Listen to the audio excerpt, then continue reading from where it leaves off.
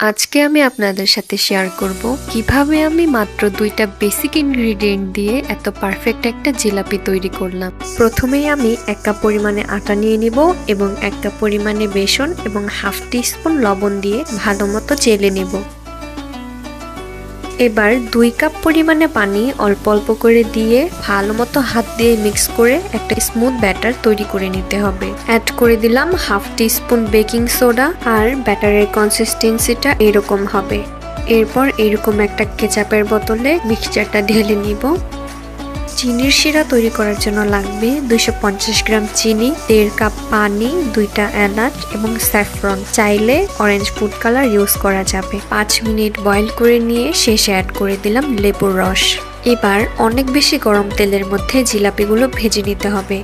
আমি জিলাপি বানাতে ওইরকম এক্সপার্ট না, তাই আমি ভালোমতো শেপও দিতে পারছিলাম না।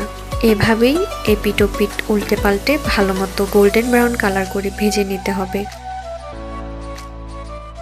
ভেজে কিন্তু গরম গরম তুলেই ডিরেক্ট চিনি শিরার মধ্যে দিতে হবে। জিলাপিগুলো চিনি শিরার মধ্যে 30 সেকেন্ড ডিপ করে নিলেই কিন্তু হয়ে যাবে।